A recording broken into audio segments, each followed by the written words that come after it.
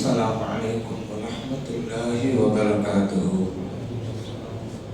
الحمد لله رب العالمين والصلاة والسلام على سيدنا محمد وعلى آله وصحبه أجمعين وما توفيقي إلا بالله لا حول ولا قوة إلا بالله العلي العظيم سبحانك لا علم لنا إلا ما علمتنا إنك أنت العليم الحكيم. கண்ணியத்துக்குரிய பெரியோர்களே, அன்பார்ந்த சகோதரர்களே, நம் உயிரிலும் மேலான கண்மணி நாயகம் ஸல்லல்லாஹு அலைஹி வஸல்லம் அவர்கள் எல்லா துறைகளுக்கும் வழிகாட்டியது போல அரசியலுக்கும் வழிகாட்டி இருக்கிறார்கள். லகத் கான லக்கும் ஃபீ ரசூலில்லாஹி உஸ்வத்துன் ஹஸனா. இறைத்தூதர் ஸல்லல்லாஹு அலைஹி வஸல்லம் அவர்களிடத்திலே உங்களுக்கு அழகிய முன்மாதிரி உண்டு. அப்படியானால் அரசு செய்வது எப்படி, அரசியல் நடத்துவது எப்படி என்பதற்கும் அவர்கள் முன்மாதிரியாகத்தான் இருக்கிறார்கள். அரசியல் என்று நாம் கூறுகிறோம், அரசு சம்பந்தமாக பேசுவதுதான் அரசு இயல் அரசியல் என்கிறோம். இதற்கு அரபி மொழியிலே சியாசத் என்று கூறுவார்கள். அந்த வார்த்தைகளுடைய நேரடி பொருளே சீர் செய்தல் என்பதுதான். நிலத்தையும் நிலத்திலே வாழுகின்ற மக்களையும் சீர் செய்வதுதான் இந்த அரசுடைய நோக்கம் என்பதால் அந்த துறைக்கு சியாசத் என்றே பெயர் சூட்டி இருக்கிறார்கள் அரபிகள்.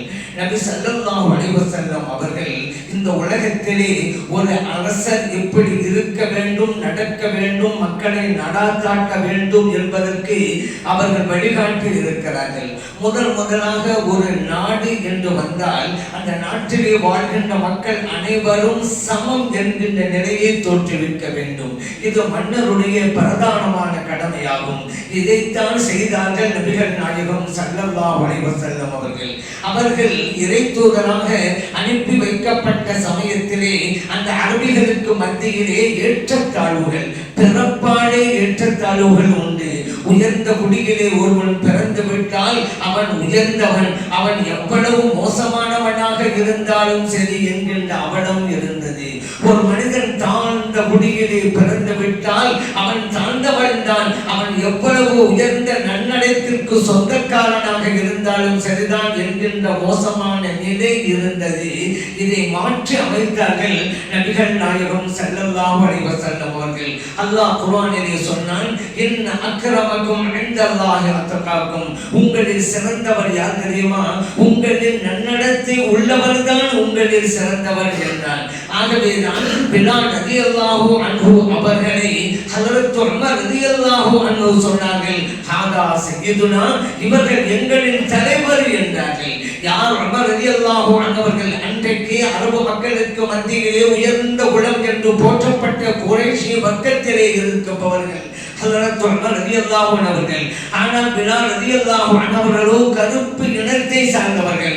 ஆனால் கூட இவர்கள் எங்களது தலைவர் என்று சொன்னார்கள். இந்த நிலையை உருவாக்கியதுதான் இஸ்லாத்தினுடைய பெருமை. சமாதானம், சமத்துவம் இஸ்லாத்திலே தான் காண முடியும். தொழுகை என்று எடுத்துக்கொண்டால் கூட இங்கே முன்னால் வருபவர் முன் சப்பிலே இருப்பார், பின்னால் வருபவர் அடுத்து தான் இருப்பார். எந்த அளவிற்கு என்றால் தொழிலாளி முதலாவதாக வந்தால் அவர் முதல் அணியிலே இருப்பார், அவர் ஏழைதான், முதல் அணியிலே இருப்பார். ஆனால் முதலாளி அவர் எவ்வளவு செல்வந்தராக இருந்தாலும் அவர் தாமதமாக வருகின்ற போது பின்னால் தான் இருப்பார். அந்த அளவிற்கு சமத்துவத்தை வெறும் வாயளவில் அல்ல, உதட்டளவில் அல்ல, வாழ்க்கையிலேயே பாடமாக அமைத்து தந்தவர்கள் நபிகள் நாயகம் ஸல்லல்லாஹு அலைஹி வஸல்லம் அவர்கள். இன்றைக்கு நிதர்சனமாக நாம் பார்க்கிறோம், பிறப்புக்கும் எல்லா உயிருக்கும் என்பார்கள். அதே போல யாதும் ஊரே யாவரும் கேளீர் என்பார்கள். இதுவெல்லாம் வெறும் ஏற்றளவில் இருக்கிறது, வெறும் பாட்டளவில் இருக்கிறது. நடைமுறைக்கு வந்ததா? இல்லையே. ஆனால் இஸ்லாத்தில் வந்துவிட்டது. இன்றைக்கும் நாம் நிதர்சனமாக பார்க்கக்கூடியது. அதே போல ஹஜ்ஜுடைய வணக்கத்திலே அரபா மைதானத்திலே லட்ச மக்கள் ஒன்று கூடி இருக்கிறார்கள். அனைவரும் சமம் என்ற நிலையிலே இருக்கிறார்கள். அங்கே ஏழை பணக்காரன் வித்தியாசம் இல்லை, முதலாளி தொழிலாளி ஏற்றத்தாழ்வுகள் கிடையாது. வெள்ளை நிறத்தவன் கருப்பு நிறத்தவன் என்ற என்கின்ற பாகுபாடு என்கிறது. எல்லோருமே வெள்ளை ஒளி தரித்தவர்களாக தலைவில் கோலமாக அத்தனை பேரும் சமம் என்ற நிலையில் இருக்கிறார்கள். அதுதான் இஸ்லாத்துடைய பெருமை. இன்றைக்கு சாதி மதம் என்றெல்லாம் பேசியிருக்கிறாங்கல்ல, இஸ்லாத்துல சாதிங்கிறத பார்க்க முடியுமாங்க? கிடையாது. எந்த சாதியில இருந்து இஸ்லாத்துக்கு வந்துட்டாலும் அவர் முஸ்லிம் தானே தவிர சாதி என்பதே தெரியாது. ஒரு முஸ்லிமை பார்த்து நீ என்ன சாதின்னு கேளுங்க, பதில் சொல்ல தெரியாதுங்க. இதுதாங்க இஸ்லாத்துடைய சிறப்பு. இது பரம்பரையாக வாழையாக இருக்கக்கூடிய முஸ்லிம்களுக்கு மட்டுமில்லை, புதிதாக இஸ்லாத்திற்கு ஒருவர் வந்திருக்கிறார். அவரை பார்த்து ஒருவர் கேட்டார், நீங்கள் முஸ்லிமா? ஆமாங்க என்றாரு அவரு. அடுத்து கேட்டார், என்ன ஜாதி? சொல்ல தெரியலங்க. இதுதான் இஸ்லாத்துடைய சூழல். இந்த ஒன்றிலேயே பாஸ் மார்க் இஸ்லாத்துக்கு. மற்ற சிறப்பான பின்னால பார்த்துக்கிறேன். எந்த சாதி என்று சொல்ல தெரியாது ஒரு முஸ்லிமுக்கு. அப்படிப்பட்ட ஒரு சமாதானத்தையும் சமத்துவத்தையும் தோற்றுவித்தவர்கள் நபிகள் நாயகம் ஸல்லல்லாஹு அலைஹி வஸல்லம் அவர்கள். அவர்களுடைய ஆட்சி காலத்திலே சட்டத்திற்கு முன் அனைவரும் சமம் என்ற நிலையை தோற்றுவித்தார்கள். அப்படித்தான் மஹ்சூமியா என்கின்ற குடும்பத்தை சார்ந்த ஒரு பெண்மணி திருடி விட்டார்கள்.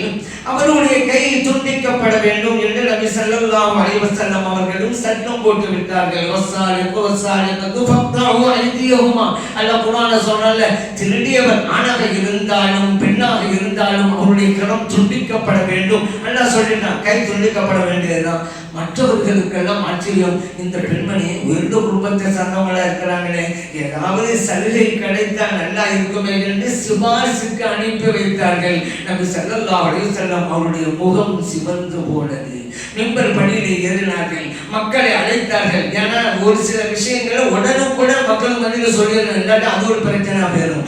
ஆக கொண்டு திரட்டினார்கள். சொன்னார்கள், என் உம்மத்தினர்களே, உங்களுக்கு முன்பு வாழ்ந்த சமூகம் எதனால் அழிக்கப்பட்டது தெரியுமா? எதனால் ஒழிக்கப்பட்டது தெரியுமா? இருவுடைய தண்டனைக்கு உள்ளானது ஏன் என்று உங்களுக்கு தெரியுமா? அவர்களிலே பலம் உள்ளவன் தவறு செய்தால் விடப்பட்டான், பலவீனமானவன் தவறு செய்தால் தண்டிக்கப்பட்டான்.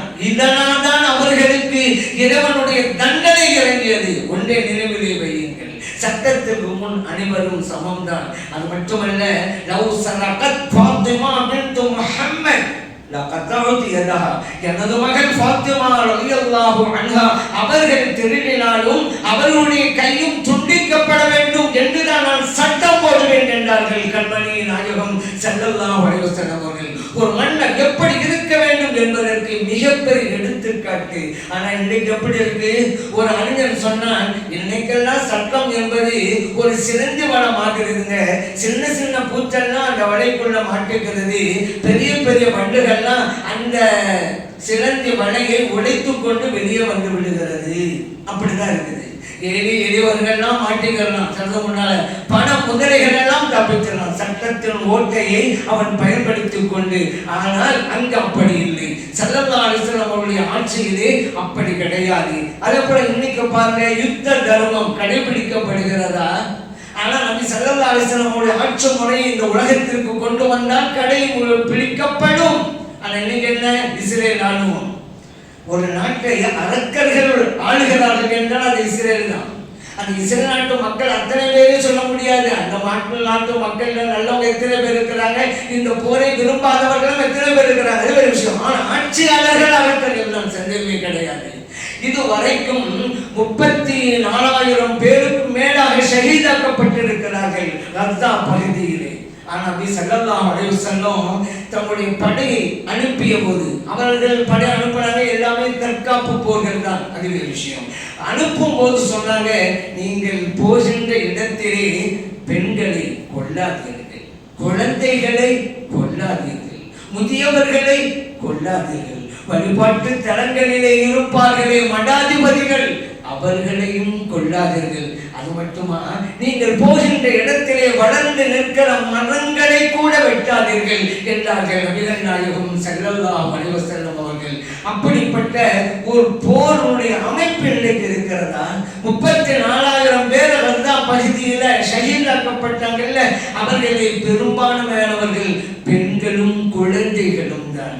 அப்படியானால் நபி ஸல்லல்லாஹு அலைஹி வஸல்லம் அவர்கள் விரும்பிய ஆட்சி முறை இந்த மண்ணுக்கு வர வேண்டும். அப்பொழுதுதான் இந்த மக்களுக்கெல்லாம் பாதுகாப்பு என்பதை நாம் உணர்ந்து கொள்கிறோம் அல்லவா?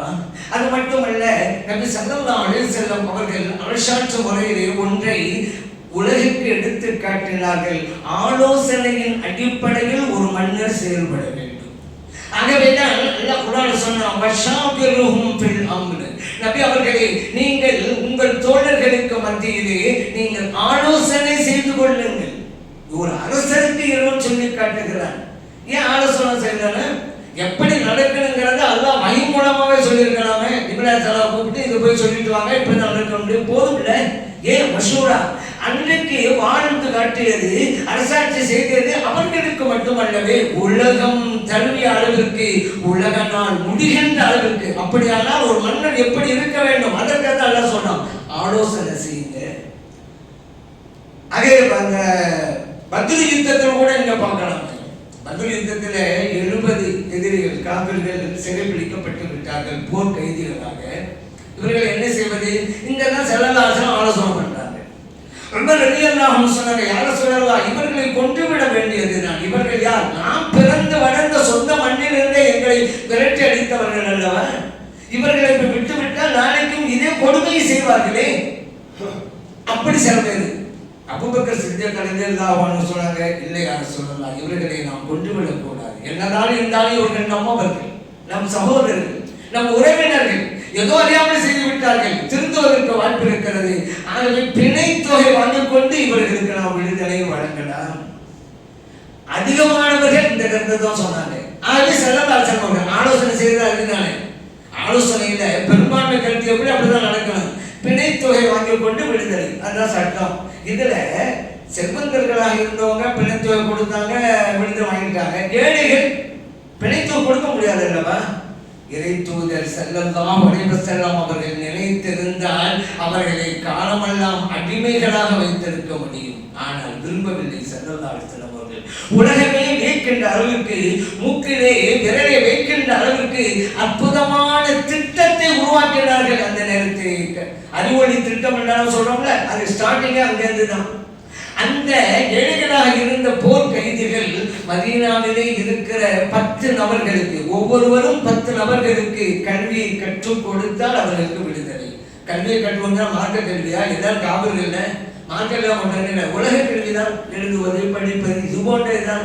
இதை சொல்லிக் கொடுத்து வாங்கிட்டு போங்க ஸல்லல்லாஹு சொன்னாங்க. இது ஏன் சொல்கிறேன் என்றால், வஷாபிருஹும் ஃபில் அம்ர், ஒரு மன்னர் ஆலோசனையின் அடிப்படையிலே செய்ய வேண்டுமே தவிர எதேச்சாதிகாரம் அப்படிங்கிற எண்ணம் எந்த மனிதனுக்கும் வரக்கூடாது, எந்த மன்னருக்கும் வரக்கூடாது. அதற்காக ஸல்லல்லாஹு இப்படி சொன்னாங்க. அதே போல இந்த குடியாட்சி வர வேண்டும், முடியாட்சி அல்ல. ஸல்லல்லாஹு நினைச்சிருந்தா எனக்கு பிறகு யார் அரசருங்கிறத வாயால் சொல்ல கூட தேவையில்லை, சமிக்கை கூட செய்ய தேவையில்லை. கையாளை கண் சாடை காட்டினாலே போதும், அவர் தான் அரசர். ஆனால் ஸல்லல்லாஹு அப்படி சொல்லலையே. மக்களால் தேர்ந்தெடுக்கப்பட வேண்டும் ஒரு மன்னர் அப்படிங்கிறதுக்காக தான் ஸல்லல்லாஹு விட்டுட்டே போயிட்டாங்க. பிறகு சஹாபா பெருமக்கள் அபூபக்கர் சித்திக் ரலியல்லாஹு அன்ஹு அவர்களை தங்கள் தலைவராக தேர்ந்தெடுத்துக் கொண்டார்கள். அவர்கள் தான் முதலாவது ஹலீஃபா. இப்படித்தான் இருக்க வேண்டும். அப்ப இன்னைக்கு அரபு நாடுகள்ல இருக்கிற முடியாட்சி மன்னர் மகன் அவமகன் அவமகன் அப்படிதான் கண்டு ஓடுது. அரபு நாடுகளில் இருப்பது முஸ்லிம்களின் ஆட்சி, இஸ்லாமிய ஆட்சி கிடையாது. நினைவிடுவீங்க. இன்னும் சொல்ல போனா இந்த இந்திய நாட்டில் இருக்கக்கூடிய கருத்து சுதந்திரம் அந்த அரபு நாடுகள்ல கிடையாதுங்க. இன்னைக்கு என்ன வேணா பேசலாம். மற்றவர்கள் ஆள்பவர்கள் என்ன தொந்தரவு செஞ்சாலும் நடுரோட ஒரு மேடை போட்டு பேசலாம், நம்ம கருத்து எடுத்து வைக்கலாம் இந்த நாட்டில். ஆனா அரபு நாடு சொன்னா வீட்டுக்குள்ள இருந்து ஏதாவது பேசுங்கன்னு தவறு கூட ஒரு பிடிச்சிருக்கிறாங்க. ஆகவே அந்த முஸ்லிம்களுடைய ஆட்சி இருக்கிறது, ஆனால் இஸ்லாமிய ஆட்சி கிடையாது. நபி ஸல்லல்லாஹு அலைஹி வஸல்லம் அவர்கள் அந்த ஜனநாயகம், ஜனங்களால் ஆட்சி செய்யப்பட வேண்டும். ஆகவே ஸல்லல்லாஹு அப்படி ஒண்ணு இப்படி எல்லாம் வாழ்ந்து காட்டினால தான் தி 100 அப்படிங்கிற புக்கில் மைக்கேல் ஹெச் ஹார்ட் முதல் இடத்திலே கண்மணி நாயகம் ஸல்லல்லாஹு அலைஹி வஸல்லம் அவர்களை வைக்கிறார். அவர் தனது தெய்வமாக கருதுகிற ஈசா அலைஹிஸ்ஸலாம் அவர்களை பின்னால் கொண்டு வந்துட்டார். ஸல்லல்லாஹு அலைஹி வஸல்லம் முன்னணி காரணம் சொன்னாரு. ஆனா இவர் போட்ட புத்தகத்தை அச்சிடுவதற்கு யாரும் ஒன்றும் வரலைங்க. அங்க ஏன்னா கிறிஸ்துவம் கோலச்சுகிற இடம் தானே அது. இருந்தாலும் முயற்சி செய்து போட்டாலும் வச்சுக்கிறேங்க. அவர் சொல்றாரு, ஏன் நான் முஹம்மது ஸல்லல்லாஹு அலைஹி வஸல்லம் முதலாக கொண்டு வந்தேன். சமூக ரீதியிலும் அரசியல் ரீதியிலும் இந்த உலகத்திலே புரட்சி ஏற்படுத்தியவர் யார் என்பதுதான் என்னுடைய இலக்கு. இந்த 2 துறைகளிலும் மறுமலர்ச்சி ஏற்படுத்தியவர்கள் யார்? அதிலே கண்மணி நாயகம் ஸல்லல்லாஹு அலைஹி வஸல்லம் அவர்கள் தான் இருக்கிறார்கள். அவரை தவிர யாரும் இல்லை. அரசியல் மட்டும் எடுத்துக்கொண்டால் சிலர் இருக்கிறார்கள். ஆன்மீகம் என்று மட்டும் எடுத்துக்கொண்டால் வேறு சிலர் இருக்கிறார்கள். ஆனால் 2லும் மறுமலர்ச்சியை தோற்றுவித்தவர் யார்? இதுதான் என்னுடைய இருக்கு. அதிலே முஹம்மது ஸல்லல்லாஹு அலைஹி வஸல்லம் அவர்கள் வருகிறார்கள். ஆகையால் அவர்களுக்கு முதலாவது இடம். அதனால்தான் சொல்லுவாங்க, இந்த மைக்கேல் ஹெச் ஹார்ட்டுக்கு நல்ல ஹார்ட் இருந்ததுனால தான் இப்படி ஒரு உண்மையை சொல்லி இருக்கிறாரு. அங்கேயும் மோசமான இது இருந்தால் அப்படி சொல்ல முடியாதுல்ல. நல்ல ஹார்ட் இருக்குது அவருக்கு. அதனாலதான் இந்த கருத்தை சொல்லி இருக்கிறாரு.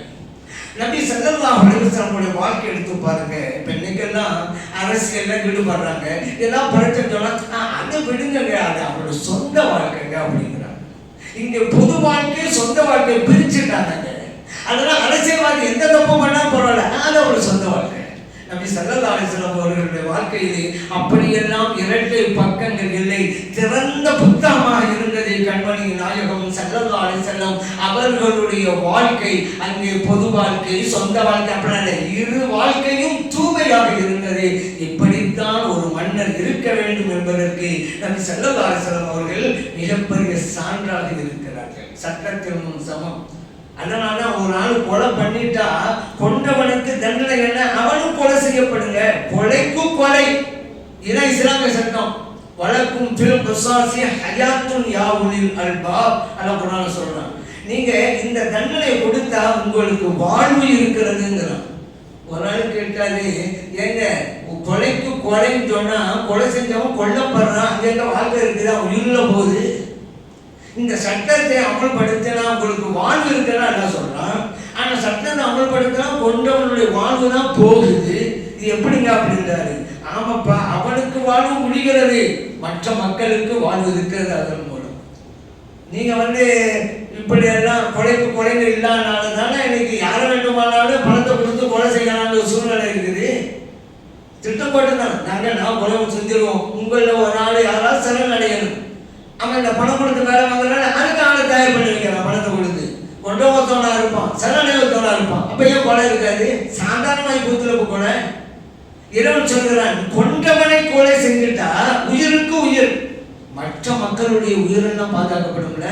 யார் கொலை செய்ய போவான்? பணத்தை வாங்கிட்டு கூட கொலை செய்ய போனா, அந்த பணத்தை வாங்கிட்டு நம்ம கொலை செஞ்சுட்டு தெரிஞ்சாலும் நம்ம உயிருக்கு போயிருமாப்பா. நம்ம உயிர் இருந்தால் தானே வாழ்க்க முடியும். கிடைக்கிற பணத்தை வச்சு வாழ்றதா நம்ம உயிர் இருக்கணும்ல, ஆனா உயிர் போகும்ல. அவர் தண்டனை கொலை குற்றத்தை குறைக்கிறது. அதைத்தான் இறைவன் சொல்லி காட்டுகிறார். ஒரு நாட்டில் இன்னைக்கு சில அரசியல்வாதிகள் என்ன சொல்லுவாங்க அப்படின்னா, ஏங்க கொலை செஞ்சவனை கொன்றதுனால என்ன லாபம்? மரண தண்டனை கூடாது என்று சொல்கின்ற அறிவு ஜீவிகள் என்று அவங்களுக்கே பேர் வச்சு கொண்டவங்க இன்னைக்கு இருக்கிறாங்க. அதனால என்ன லாபம் இருக்கு? முடிஞ்சு போச்சு, இவனுக்கு மரணம் கொடுத்தா அவன் உயிர் திரும்பியா வரும்போது அப்படின்னு சம்மதம்லாம் பேசுறாங்க. அவன் உயிர் திரும்ப வராதுங்க, இருக்கிற மக்கள் உயிர் பாதுகாக்கப்படுது. அதனாலதான் இதை யோசிக்கிறது இல்லை.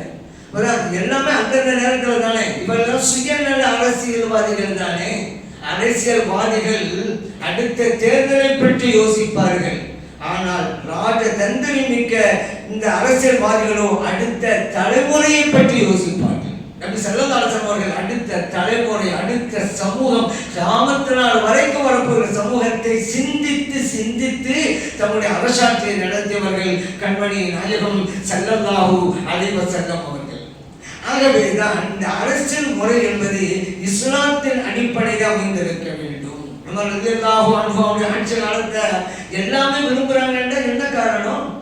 நம்ம நாட்டில் இருந்த காந்திஜி கூட சொன்னாரு, ஆட்சி வரதான் விரும்புறேன் என்று மற்றவர்கள் கூறுகிற அளவிற்கு இருந்ததென்றால் இஸ்லாமிய ஆட்சி அப்படித்தான் இருக்க வேண்டும். நபி ஸல்லல்லாஹு அலைஹி வஸல்லம் அவர்கள் எல்லா துறைகளுக்கும் வழிகாட்டியது போல இதற்கும் வழிகாட்டினார்கள், இந்த அரசியலுக்கும் வழிகாட்டினார்கள். அப்படிப்பட்ட அழகிய சூழ்நிலை இந்த உலகத்திற்கு வந்துவிட்டால் மக்கள் அனைவரும் இன்பமாக வாழ்வார்கள். அத்தகைய சூழ்நிலையை எல்லாம் வல்ல இறைவன் உருவாக்கி தந்தருவானாக. ஆமீன். அல்ஹம்துலில்லாஹி ரப்பில் ஆலமீன்.